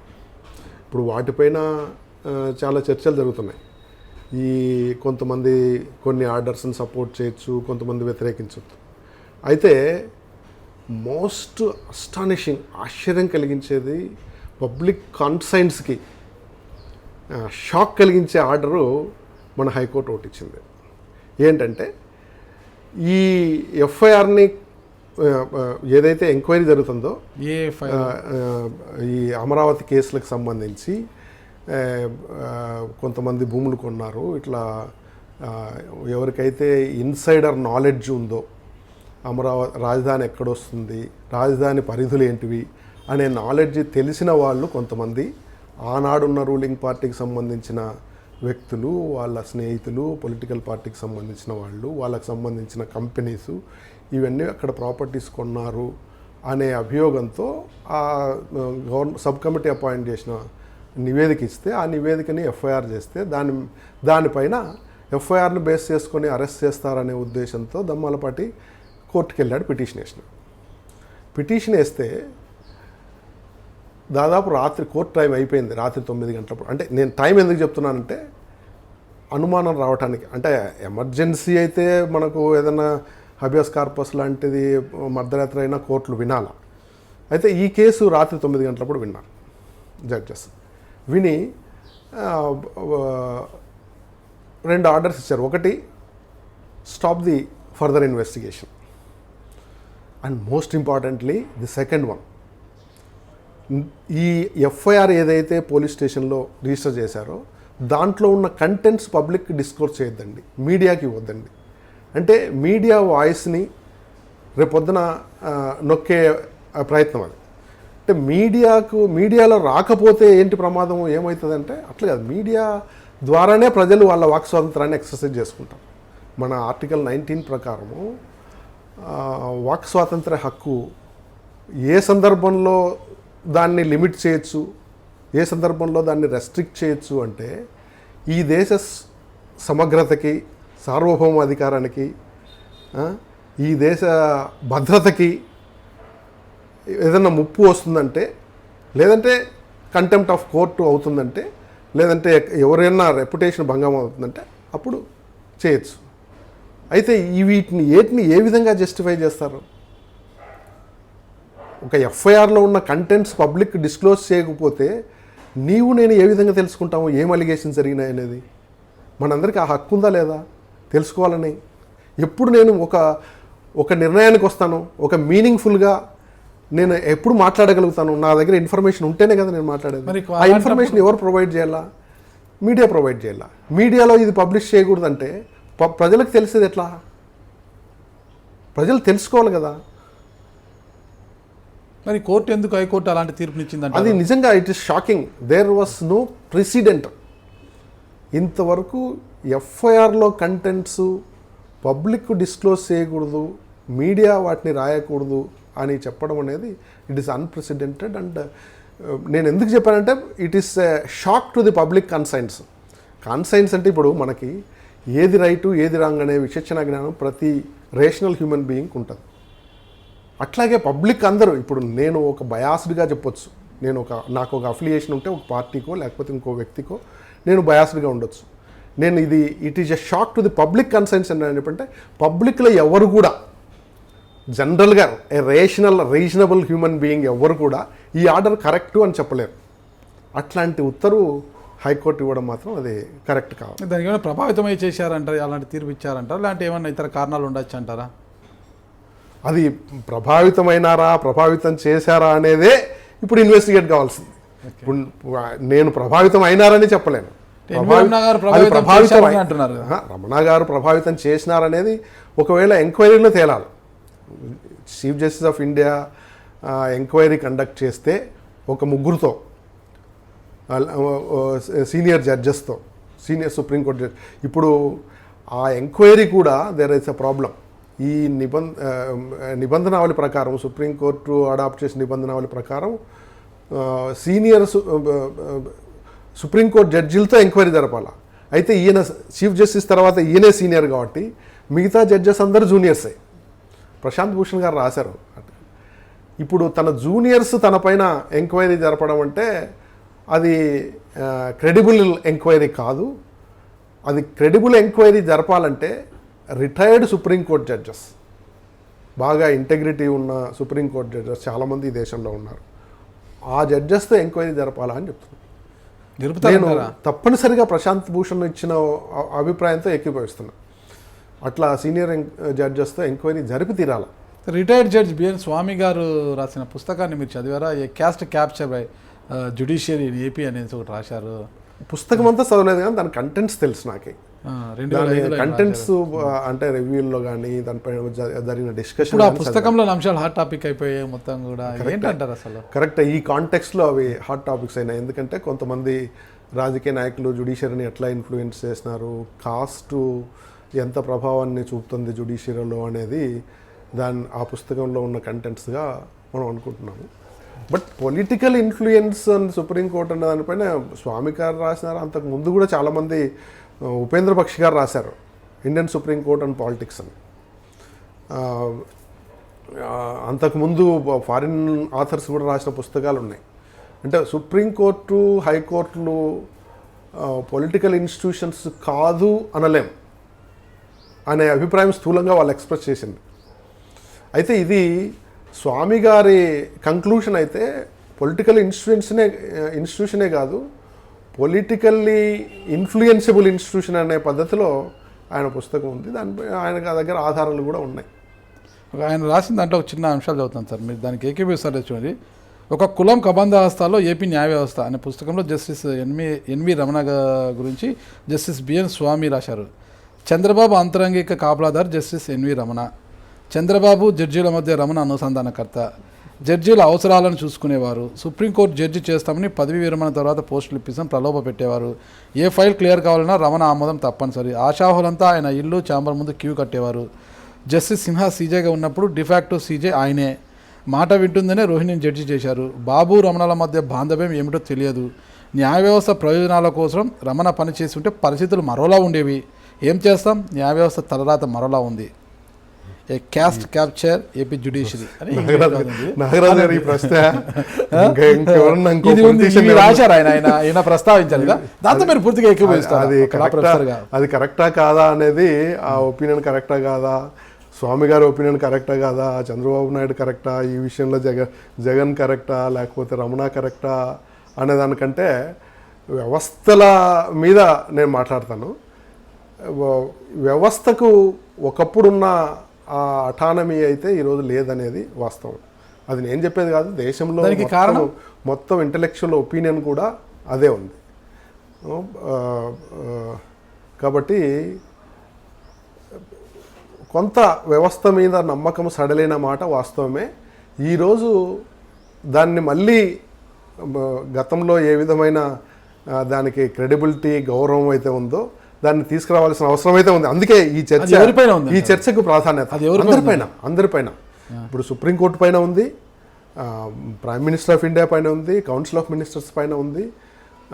మొత్తం వ్యవస్థలో మనం అందరూ పనిచేస్తున్నాం కాబట్టి అందరిపైన ఉంది. ఇప్పుడు ఇంత డిస్టర్బెన్స్ జరుగుతోంది, ఇంత అలిగేషన్ ఎన్వి రమణ గారి మీద వచ్చింది, అందరూ కూడా ప్రెజర్ బిల్డప్ చేస్తున్నారు. జగన్మోహన్ రెడ్డి గారు రాసింది కరెక్ట్ అని అంటున్నారు ముఖ్యమంత్రి హోదాలో, కొంతమంది తప్పని వాదించిన కరెక్టు, ఖచ్చితంగా విచారణ జరిపించాల్సింది అది అంటారు. కానీ ఇంత జరిగినప్పటికీ కూడా చీఫ్ జస్టిస్ రిటైర్ తర్వాత ఆయన విచారణకు ఆదేశించకుండానే ఇది అలాగే ప్రొలాంగ్ అయ్యి ఎన్వి రమణ గారిని తెచ్చి మళ్ళీ చీఫ్ జస్టిస్గా కూర్చోబెడితే పరిస్థితి ఏంటంటారు? ఇప్పుడు దేశంలో కొంత అన్ని వ్యవస్థల పైన చర్చ జరుగుతుంది, అట్లాగే సుప్రీంకోర్టు మీద కూడా చర్చ జరుగుతుంది. ఇప్పుడు పబ్లిక్ కాన్షియన్స్ ఏం చెప్తుందంటే, అది లెజిస్లేచర్ అయినా ఎగ్జిక్యూటివ్ అయినా ఒక బ్యూరోక్రటిక్ సెటప్ అయినా దాని నాయకుడు బాగా ఉండాలా, ఇంటెగ్రిటీ ఉన్నవాడై ఉండాలా, హానెస్ట్గా ఉండాలా అని ప్రజలు కోరుకుంటున్నారు. ఈ ఎగ్జిక్యూటివ్ లెజిస్లేచర్ నాయకుడే కాదు, సుప్రీంకోర్టుకు నాయకత్వం వహిస్తున్న వాళ్ళు కూడా అంతకంటే ఎక్కువ హానెస్ట్గా ఉండాలా, అంతకంటే ఎక్కువ ఇంటెగ్రిటీ ఉండాల్సిన అవసరం ఉంది. ఎందుకంటే ఒక చీఫ్ జస్టిస్ కాబోయే ఒక సుప్రీంకోర్టు జడ్జి చాలా కీలకమైన పదవిలో ఉంటాడు. నేను ఇందాకనే చెప్పిన 2 కారణాల వల్ల. ఒకటి, he is the leader of the collegium and he's going to be the master of the roster. కాబట్టి అట్లాంటి నాయకుడు మసగబారిన, అంటే ఏదైనా అనుమానాలు క్రియేట్ చేసే అట్లాంటి అలిగేషన్స్ ఉంటే దెర్ ఇస్ ఏ సస్పిషన్. ఆ సస్పిషన్ని అంతా పోగొట్టుకొని ఆ స్థానానికి పోతే బాగుంటుంది. కాబట్టి ఆ చర్యలు చేపట్టాల్సింది చీఫ్ జస్టిస్ ఆఫ్ ఇండియానే. ఎందుకంటే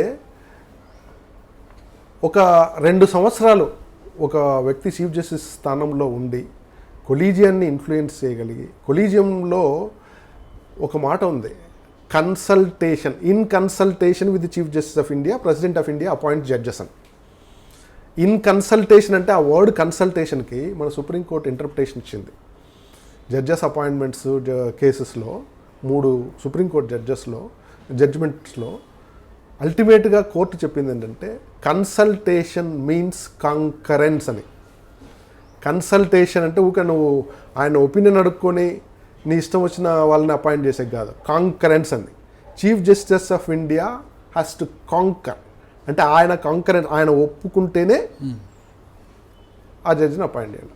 కాబట్టి chief justice of India role చాలా important because of the interpretation of the supreme court with regarding to the appointment of the judges.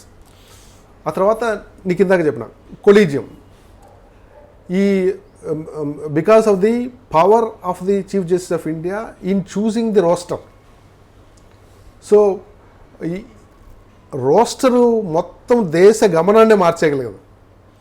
ఇప్పుడు ఒక సెట్ ఆఫ్ కేసెస్ మీద గవర్నమెంట్ ఇంట్రెస్ట్, గవర్నమెంట్ ఈ దేశంలో ప్రధానమైన litigant సుప్రీంకోర్టులో కానీ హైకోర్టులో కానీ మీరు కేసుల సెన్సస్ లెక్క చూసుకుంటే 50%, 60% of the cases government either party ఆయన పిటిషనర్ కానీ లేకపోతే డిఫెండెంట్ కానీ లేకపోతే, కాబట్టి గవర్నమెంట్ ప్రధానమైన పార్టీ కాబట్టి తప్పనిసరిగా జడ్జెస్ అటానమస్ లేకపోతే, ఇండిపెండెన్స్ లేకపోతే తప్పనిసరిగా ప్రజలు గవర్నమెంట్కు, ఎగ్జిక్యూటివ్కు, జ్యుడిషియరీకి తేడా లేదనే అభిప్రాయం వస్తుంది. కాబట్టి సుప్రీంకోర్టు జడ్జి చాలా అటానమస్గా ఉండాలా. తప్పనిసరిగా there is a ground and reasonable basis for the chief justice of India to conduct an in-house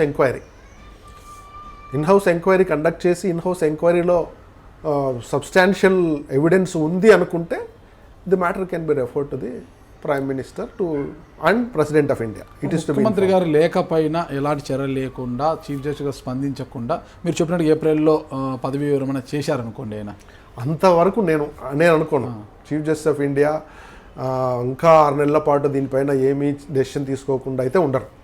తప్పనిసరిగా ఏదో నిర్ణయం తీసుకుంటారు, అది పబ్లిక్ డొమైన్లోకి వస్తుంది అనుకుంటున్నాను నేను. చీఫ్ జస్టిస్ ఆఫ్ ఇండియా నిర్ణయం తీసుకోకుండా సైలెంట్గా పెట్టే విషయం అయితే కాదు ఇది. నాకు తెలిసి ఇటువంటి పరిస్థితుల్లో జగన్మోహన్ రెడ్డి గారు ఒక సుప్రీంకోర్టు న్యాయమూర్తిపై ఫిర్యాదు చేయడము అంటే లేఖ రాయడము తప్పు కాదంటారు? నా ఒపీనియన్లో తప్పు కాదు. నా ఒపీనియన్లో ఒకవేళ సుప్రీంకోర్టు ప్రెసిడెంట్స్ ఉన్నప్పటికీ ఒక అకాడమిక్ స్కాలర్గా నేను చెప్పేది ఏంటంటే పబ్లిక్గా డిస్క్లోజ్ చేసినా తప్పులేదు. ఇన్ఫ్యాక్ట్ చేయాలి. మన ఇంపీచ్మెంట్ మోషను ఎఫెక్టివ్గా మూవ్ కావాలంటే ఒక జడ్జి పట్ల పబ్లిక్లో డిస్కషన్ జరగాల. నిజంగానే దెర్ ఆర్ ఇన్స్టెన్సెస్ అంత ఇప్పుడు జస్టిస్ రామస్వామి మీద అలిగేషన్స్ వచ్చినాయి, మోషన్ మూవ్ చేసినారు, లోక్సభలో మెజారిటీ లేక అది పోయిందనుకోండి. అట్లా గతంలో అన్ని విషయాల్లో ఇట్లా పబ్లిక్ నోటీస్కి వచ్చిన తర్వాతనే ఆ స్థాయికైనా పోయినాయి. ఇంతవరకు ఇంపీచ్మెంట్ ప్రాసెస్లో మన దేశ చరిత్రలో ఎవరిని ఇంపీచ్ చేసిన దాఖలాలు లేవు. అయినప్పటికీ ఈ డిస్కషను జరిగి తీరాల. అట్లీస్ట్ నీకు ప్రజల్లో కోర్టులో ఏం జరుగుతుంది, జడ్జెస్ ఏం జరుగుతుంది అని ప్రజలకు తెలియాలా. ఒకవేళ there is a substance certainly దానిపైన విచారం జరగాల. ఆ స్టేజీ ఆయన రుజువు చేసుకుంటే మంచిది. ఒక గుడ్ చీఫ్ జస్టిస్ మనకు రాబోతున్నాడు అనుకోవచ్చు, రుజువు కాలేదనుకో, ఇంకా మస్క ఉందనుకో, there are instances where senior can be kept aside and others can be given. ఒకవేళ ఇవన్నీ ఏమీ జరగకుండా చీఫ్ జస్టిస్గా ఎన్వి రమణ గారే కూర్చుంటే రాష్ట్ర ముఖ్యమంత్రిగా ఉన్న జగన్మోహన్ రెడ్డి గారికి ఏమైనా ఇబ్బందులు ఉంటాయంటారు? ఎందుకంటే ఆయన మీద కేసులు ఉన్నాయి, అవి అంటున్నారు కదా, మళ్ళీ కేసులు విషయం కొట్టు బెయిల్ రద్దు చేయడం ఇలాంటివి ఏమన్నా ఇబ్బందులు చేస్తారంటారా? ఈ హైపోథెటికల్ క్వశ్చన్కి సమాధానం చెప్పేది కష్టం. ఒకటి ఆయన చీఫ్ జస్టిస్ అవుతాడా, తర్వాత ఆయన ఇప్పుడు సిస్టము కరెక్ట్గా జరిగితే యాక్చువల్గా ఇదంతా ఆలోచించాల్సిన అవసరమే లేదు. ఇప్పుడు ఆయన పైన అభియోగాలు ఉన్నది సిబిఐ కోర్టులో. సిబిఐ కోర్టుకు సుప్రీంకోర్టుకి ఏం సంబంధం? సిబిఐ కోర్టు కూడా ఒక అటానమస్ ఇన్స్టిట్యూషను అది డిసైడ్ చేస్తుంది. ఆయన నార్మల్ కండిషన్స్లో he cannot even influence CBI court కదా, he cannot even influence high court కదా. నేనేమంటున్నా అంటే హైకోర్టులు కానీ సిబిఐ కోర్టు కానీ అటానమస్గా ఉండాలంటున్నా. ఇప్పుడు మిగతా బ్యూరోక్రసీలో లాగా ప్రైమ్ మినిస్టర్ చెప్తే డౌన్ హైరార్కీలో వినేలాగా ఉండదు జ్యుడిషియరీలో. లేకపోతే ఒక head of the institution executive head చెప్తే కింది వరకు ఆర్డర్స్ అమలయ్యే పద్ధతి సుప్రీంకోర్టులో ఉండదు. అపాయింట్మెంట్స్లో సుప్రీంకోర్టు చీఫ్ జస్టిస్ కీలక పాత్ర పోషిస్తాడనే దాంట్లో సందేహం లేదు. అయితే ఈ రోస్టర్ సిస్టాన్ని, కొలీజియం సిస్టాన్ని ఇంకా కొంత ఇంప్రూవ్ చేసుకోవాల్సిన అవసరం అయితే ఉంది. కొలీజియం సిస్టంలో ఈ నలుగురు కాకుండా ఒక బ్రాడ్ విశాలమైన దీన్నిగా తీసుకొచ్చి దాన్ని ఒక ట్రాన్స్పరెంట్గా ఎఫిషియెంట్గా తీసుకురావాల్సినది ఒకటే మార్గం, ఇంకా వేరే మార్గాలు లేవు. కొలీజియం సిస్టాన్ని ఇంకా ఎంత ట్రాన్స్పరెంట్గా చేయొచ్చు, ఎంత బ్రాడ్ బేస్డ్గా దాంట్లో ఉండే సభ్యులను చేసి అటానమస్గా జడ్జెస్ని తీసుకొని, ఇంటెగ్రిటీ ఉన్న జడ్జెస్ని తీసుకొని రావడం ఒక్కటే సరైన మార్గం. అట్లాగే రోస్టర్ మీద ఈ దేశంలో పెద్ద విమర్శ జరుగుతుంది కాబట్టి రోస్టర్ కూడా ఇప్పుడు ఏ విధంగా అయితే ఈ నిబంధనావళి ఉందో అట్లాంటి నిబంధనావళి రోస్టరు వేసేటప్పుడు కూడా ఉండి తీరాల. ఇప్పుడు ఒకప్పుడు ఆ కన్వెన్షన్ ప్రకారం చీఫ్ జస్టిస్ ఆఫ్ ఇండియా మీద నమ్మకంతో ఆయన ఎట్లా రోస్టర్ వేస్తే అట్లా అనేది లేదు. ఎందుకంటే ఇప్పుడు ఈ దుమారాలు లేస్తున్నాయి కాబట్టి రోస్టర్ కూడా వాళ్ళే స్వతహాగా జడ్జెసే ఇప్పుడు ఒక నిబంధనలు ఏర్పరచుకొని ఆ నిబంధనల ప్రకారం రోస్టరు ఫిక్స్ చేసుకుంటే ఆయన సుప్రీంకోర్టు జడ్జి అయినా ఇంకొకరైనా జడ్జెస్ కొద్దిగా అటానమస్గా ఉంటారు. దెర్ ఆర్ ఇన్స్టెన్సెస్ హైకోర్టులో కానీ సుప్రీంకోర్టులో కానీ జడ్జెస్ ఎవరి మాట అయినకుండా, ప్రధానమంత్రి మాట అయినకుండా కన్నా జస్టిస్ హెచ్ఆర్ కన్నా జడ్జిమెంట్ మనం ఒకసారి అది డిసెంటింగ్ జడ్జిమెంటే రైట్ టు లైఫ్ దాంట్లో. ఎమర్జెన్సీలో రైట్ టు లైఫ్ తీసేయడం ఏంటి? అసలు లైఫ్ అనేది తీసేస్తే ఎట్లా అవుతుందని చెప్పిన జడ్జెస్, ప్రైమ్ మినిస్టర్ చేసిన చట్టానికి వ్యతిరేకంగా మాట్లాడిన జడ్జెస్ ఉన్నారు ఎమర్జెన్సీ. స్ట్రైట్గా కూడా చెప్పండి సార్, మీరు ఇబ్బంది పడతారేమో. జస్టిస్ ఎన్వి రమణ గారికి చంద్రబాబు నాయుడు గారికి మధ్య బాంధవ్యం ఉందంటారా? ఇప్పుడు బాంధవ్యం అనేది ఇప్పుడు ఆయన సుప్రీంకోర్టుకు హైకోర్టుకు పోకముందు ఉండొచ్చు, తప్పేం లేదు. ఇప్పుడు నాకు మిత్రులు ఉన్నారు అన్ని పొలిటికల్ పార్టీస్లో, రేపు పొద్దున్న నేను ఇంకేదన్నా అవ్వచ్చు. అంటే ఆ గతాన్ని మనం ఏం అనుకోనక్కర్లే. ఆయన ఒకప్పుడు ఒక పార్టీకి అఫిలియేషన్లో పనిచేసి ఉండొచ్చు, ఒక పార్టీలో పనిచేసి ఉండొచ్చు. అయితే ఒకసారి హైకోర్టుకు పోయినాక, ఒకసారి సుప్రీంకోర్టుకు పోయినాక అవి ఉండటానికి వీల్లేదు, ఆ నెక్సెస్ కంటిన్యూ చేయడానికి వీల్లేదు. ఆ జడ్జి కంటిన్యూ చేస్తా అన్నారు అనుకోవచ్చా, చేయలేదు అనుకోవచ్చా? ఇప్పుడు మనకు కొన్ని సోషల్ మీడియాలో వచ్చే ఫోటోలు వాటిపైన వచ్చే వాటిని బట్టి వాళ్ళు, అంటే అది కూడా చెప్పలేములే, పెళ్ళిళ్ళకి అటెండ్ అవుతారు, లేకపోతే ఇంకో ఫంక్షన్లో అటెండ్ అవుతారు, కన్వెన్షన్లో అటెండ్ అవుతారు, పక్కన నిలబడతారు, మాట్లాడుకుంటారు. మనకి ఇవన్నీ ఎంక్వైరీలో తేలలేని విషయాలు. ఇప్పుడు వాళ్ళిద్దరు కలుస్తున్నారు, వాళ్ళిద్దరికి రిలేటివ్స్ ఉంటారు, ఒక సోషల్ ఫంక్షన్కి వెళ్తారు, లేకపోతే ఒక కాన్ఫరెన్స్ జరుగుతుంది, ఇద్దరు కలుస్తారు, అక్కడ ఏం మాట్లాడుకుంటారో ఎవరు చెప్పలేము. ఇప్పుడు ఎట్లాంటివి అంటే బయటికి రావాల్సిందంటే, ఇప్పుడు ఒక సెట్ ఆఫ్ జడ్జెసే ఒక particular site of cases decide చేస్తున్నారు. అట్లాంటివి ఎంక్వైరీలో తేలుతాయి. Who are those judges, when they were appointed, how they were appointed, what were the ఇవన్నీ సర్కమ్స్టెన్సెస్ అయ్యి. వీటిలో కూడా సర్కమ్స్టెన్సెస్ ఎస్టాబ్లిష్ చేయగలిగి ప్రజల్లో ఒక పబ్లిక్లో ఒక అనుమానం క్రియేట్ చేసే లాంటి సిచ్యువేషన్లు అయితే ఉన్నాయి. అవి కూడా అవాయిడ్ చేయాలండి. ఇప్పుడు అదేమన్నా Caesar's wife should be above suspicion అని సుప్రీంకోర్టు జడ్జెస్ కూడా అట్లా అంటారు. They should be above suspicion. ఒక ప్రధానమైన పొజిషన్లో ఉన్నవాళ్ళు తప్పనిసరిగా సస్పిషన్ వచ్చే విధంగా వాళ్ళ ప్రవర్తన ఉండకూడదు. అసలు మొత్తం మీద జగన్మోహన్ రెడ్డి గారు లేఖకు త్వరలోనే స్పందన ఉంటుందని ఆశించవచ్చు సార్? ఆశిస్తున్నా, తప్పకుండా. చీఫ్ జస్టిస్ ఆఫ్ ఇండియా దీనిపైన విచారణ జరిపించాలని కోరుకుంటున్నా. అది ఇన్స్టిట్యూషన్కు మంచిది, కన్సర్న్ జడ్జికి కూడా అది మంచిది. Okay sir, thank you sir. ఇకపోతే సాధనగిరి వెంకట పుల్లారెడ్డి గారు స్వగ్రామం ఏదో తెలుసుకోవచ్చు సార్? అది కర్నూలు జిల్లా పేపిలి మండలం వెంకటాంపల్లె మా విలేజ్. సార్ మా ఫ్యామిలీ తల్లిదండ్రులు ఏం చేశారు? తల్లిదండ్రులు మా ఫాదరు అగ్రికల్చరు. ఏం పేరు సార్ అంటే? సాధనగిరి రంగారెడ్డి సార్ ఫాదరు. అమ్మగారు? అమ్మ మామూలు హౌస్ వైఫ్. ఓకే. అది చాలా చిన్న family, poor. In fact I have seen the depths of poverty in my childhood. నా అదృష్టం. పేదరికాన్ని చూసి పైకి వచ్చారనమాట మీరు. సార్ మా ఫాదర్ నిజంగా అందరిని చదివించుకోలేకపోయినాడు. ఎంతమంది సార్? మా ఇంట్లో బ్రదర్స్, మేము 3 సిస్టర్స్ ఎవరికి ఏం చదువు రాదు. మా బ్రదరు నేను ఒకే క్లాస్ యాక్చువల్గా.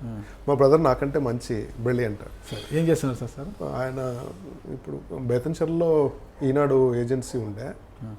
ఆ తర్వాత అంత బ్రిలియంట్. మరి బ్రిలియంట్ కాకపోతే మా ఫాదర్ చదివించలేకపోయాడు. మా ఫాదర్ నిజంగా లాటరీ చేశాడు. లాటరీ అంటే లాటరీ కాదు, ఎవరినో ఒకరినే చదివించుకోగలను, ఎవరిని చదివించుకోవాలంటే నన్ను చదివించాడు. మీ అదృష్టం. నా అదృష్టం. మీది ప్రేమ వివాహం విన్నాం సార్?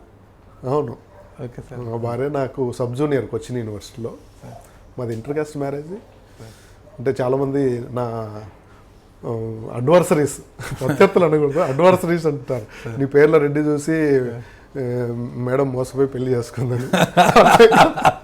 ఆమె రెడ్డి అందుకని అట్లా అంటారు. కానీ అదేం కాదు, మేము చర్చించుకున్నాం. చర్చ జరిగింది. మేడం ఎక్కడ? Madam from Guntur.